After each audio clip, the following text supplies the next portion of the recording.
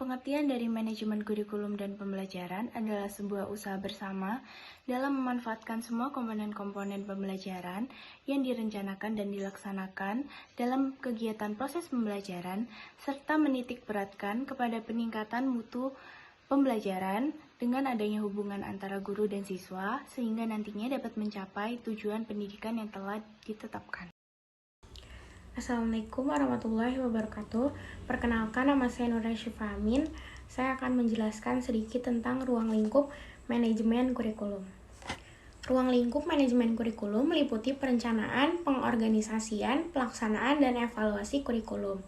Pada satuan tingkat pendidikan, kegiatan kurikulum lebih mengutamakan untuk merealisasikan dan merelevansikan antara kurikulum nasional dalam bentuk standar kompetensi dan kompetensi dasar dengan kebutuhan daerah dan kondisi sekolah yang bersangkutan, sehingga kurikulum tersebut merupakan kurikulum yang integritas dengan peserta didik maupun dengan lingkungan di mana sekolah itu berada. Menurut Muhammad Azhari, ruang lingkup manajemen kurikulum terdiri dari yang pertama, ada manajemen perencanaan dan pengembangan kurikulum, yang kedua ada manajemen pelaksanaan kurikulum, yang ketiga ada supervisi pelaksanaan kurikulum, yang keempat ada penilaian kurikulum, yang kelima ada perbaikan kurikulum, yang keenam ada desentralisasi dan sentralisasi pengembangan kurikulum, dan yang terakhir ada masalah ketenagaan dalam pengembangan kurikulum. Pengembangan kurikulum senantiasa berlandaskan manajemen yang sesuai dengan fungsi-fungsi manajemen yang terdiri dari pertama, perencanaan kurikulum yang dirancang berdasarkan analisis kebutuhan, menggunakan model tertentu dan mengacu pada suatu desain kurikulum yang efektif. Yang kedua, pengorganisasian kurikulum yang ditata baik secara struktural maupun secara fungsional. Yang ketiga, implementasi yakni pelaksanaan kurikulum di lapangan. Yang keempat, ketenangan dalam pengembangan staf, dan yang kelima, kontrol kurikulum yang mencakup evaluasi kurikulum.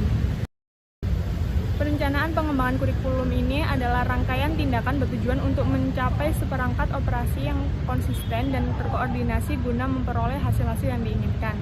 Dalam proses perencanaan, menurut Stokoe terdapat beberapa kegiatan, yaitu menegakkan survei terhadap lapangan, menentukan tujuan, memprediksi kondisi-kondisi yang akan datang, menentukan sumber-sumber yang diperlukan, dan memperbaiki dan menyeleksi rencana karena adanya perubahan-perubahan.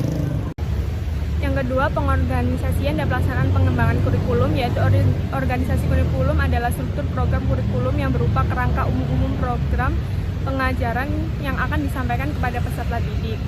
Dan yang ketiga, implementasi kurikulum, yaitu penerapan atau pelaksanaan program kurikulum yang telah dikembangkan dalam tahap sebelumnya, kemudian diuji cobakan dengan pelaksanaan dan pengelolaan, sambil dilakukan penyesuaian terhadap situasi lapangan. Yang keempat, ada penyusunan pengembangan staf, yaitu fungsi yang menyediakan orang-orang untuk melaksanakan suatu sistem yang direncanakan dan diorganisasikan. Fungsi ini mensuplai sumber daya manusia untuk melaksanakan misi dan memfasilitasi departemen atau kelembagaan. Dan yang terakhir, evaluasi pengembangan kurikulum, yaitu suatu proses yang sistematis dari pengumpulan, analisis, dan interpretasi informasi atau data untuk menentukan sejauh mana mahasiswa telah mencapai tujuan pembelajaran. Saya Nazwa Zidulfia akan melanjutkan materi kepada contoh kasus.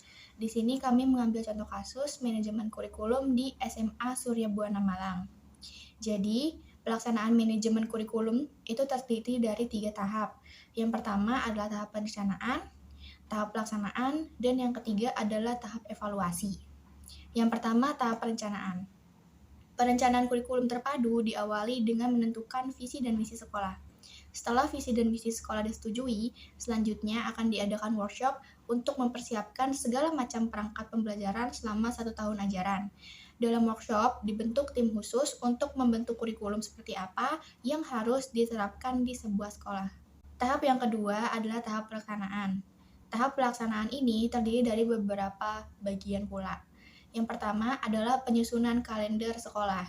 Jadi, penyusunan kalender sekolah merupakan pengaturan waktu kegiatan pembelajaran peserta didik selama 1 tahun ajaran yang mencakup awal tahun pembelajaran, minggu efektif, waktu pembelajaran efektif, dan hari libur. Penyusunan kalender di sekolah SMA Surya Buana Malang dilakukan sesuai dengan kalender pendidikan nasional dari pusat. Tahap selanjutnya adalah penyusunan program kerja tahunan. Program kerja tahunan dibuat oleh semua perangkat sekolah, termasuk kepala sekolah, wakil kepala sekolah, dan guru. Penyusunan program kerja tahunan dilakukan pada akhir tahun ajaran baru dengan melakukan evaluasi tahun ajaran yang sudah terlaksana dan yang akan dikonsep untuk digunakan pada tahun ajaran baru yang selanjutnya. Program kerja tahunan bertujuan untuk memudahkan pengawasan kegiatan pembelajaran yang ada di sekolah. Tahap selanjutnya adalah penyusunan jadwal pelajaran. Penyusunan jadwal pelajaran disusun oleh wakil kepala sekolah bagian kurikulum beserta tim khusus kurikulum. Tahap-tahap yang dilakukan adalah yang pertama, melakukan rapat urgensi kompetensi. Yang kedua, menentukan mata pelajaran mana yang memerlukan jam tambahan. Dan yang ketiga adalah mengonsultasikan kepada kepala sekolah. Setelah dievaluasi dan disetujui oleh kepala sekolah, jadwal pelajaran siap untuk dilaksanakan. Halo, aku Ahmad Syahrul. Aku akan melanjutkan pembahasan sebelumnya. Nah, yang keempat teman-teman adalah pembagian beban kerja guru. Pembagian beban kerja guru dilakukan berdasarkan pada banyaknya guru dan jumlah jam mengajar guru. Guru diharuskan mengajar selama 24 jam dalam satu minggu.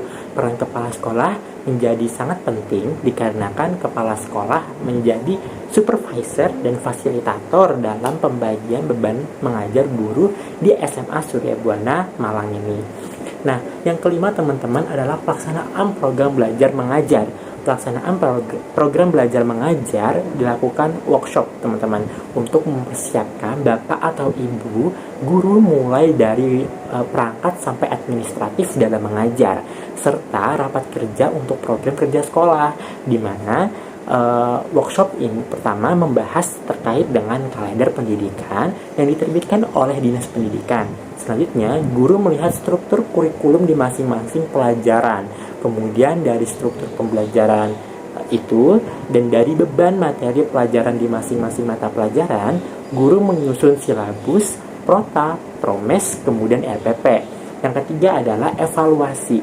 Evaluasi kurikulum di SMA Surya Buana ini dilakukan setiap hari dan dalam rapat mingguan. Nah, dalam rapat mingguan ini, guru evaluasi mengenai program yang sudah berjalan selama 1 minggu itu. Nah, semua guru yang menjadi koordinator dalam program akan menyampaikan evaluasi program mereka selanjutnya.